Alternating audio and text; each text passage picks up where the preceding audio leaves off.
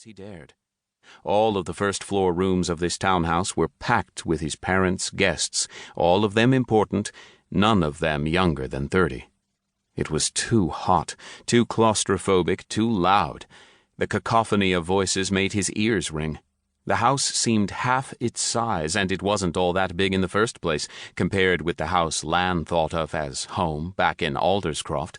This party wasn't intended to entertain anybody under the age of 20 anyway, even though the stated reason for it was for the members of the needleworkers and cloth merchants guilds to welcome the whole family to Haven. Lan's mother Nelda and his father Archer were already well known to the members of their guilds. In spite of living in a village 100 leagues from Haven, their successes had brought them to the attention of nearly everyone in both guilds in the capital long before this move. This gathering was supposed to be an opportunity for their children to mix and mingle with the real powers in their parents' guilds, and hopefully to attract the attention of a potential master to prentice to. Samael, Lan's older brother, was already apprenticed to one of their father's colleagues. The other children were of an age to be sent to masters themselves, or so Nelda and Archer kept telling them. No child would be apprenticed to his own parents, of course. A parent couldn't be expected to be objective about teaching him or her. While an oldest son and heir might eventually join his parents in the parents' business, it wouldn't be until he had achieved mastery or even journeyman status on his own. The bare idea of working with his father, even as an equal partner, depressed Lan beyond telling. And this party was just as depressing. He could hardly wait to get out of there. Every passing moment made him feel as if he was smothering. Sam, Macy, and Theoden could and would more than make up for Lavan's absence. They wanted to be here, hovering around the edges of conversations, respectfully adding their own observations when one or another of the adults spoke to them. He only needed to look as if he was circulating long enough for the party to get well underway and the ale to loosen tongues and fog memories. Then he could escape. So to speak. He couldn't get out of the house, but at least he could go somewhere he wouldn't be interrogated by people he didn't know and didn't want to know. He pretended to busy himself arranging and rearranging the platters of food on the tall buffet near the windows, watching the reflections in the window. His hair clung unpleasantly to his forehead.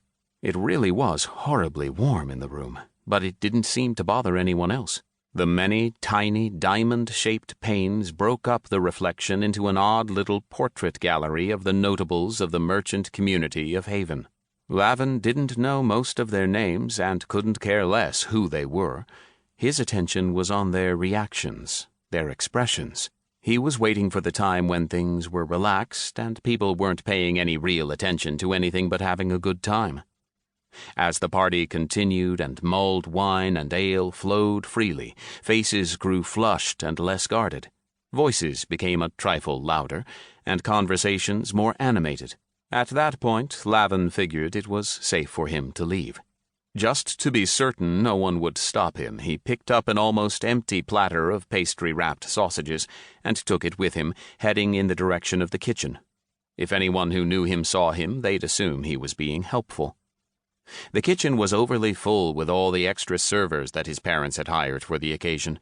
They barely had room to move about, edging past each other with loaded platters held high overhead, and he simply slipped a long arm just inside the door, left the platter on a bit of empty counter space, and made a quick exit up the servants' stair just off the hall that led to the kitchen. This was quite a modern house, unlike their home in the country, one that wasted space on hallways rather than having rooms that led into one another. There was one between the kitchen, the pantries, the closets, and the rest of the first-floor rooms. The hallway delineated the boundaries of master's territory and servant's territory, and for some reason that fact brought a tiny smile of satisfaction to his mother's face every time she looked at the hall. Lavan was grateful for the hall.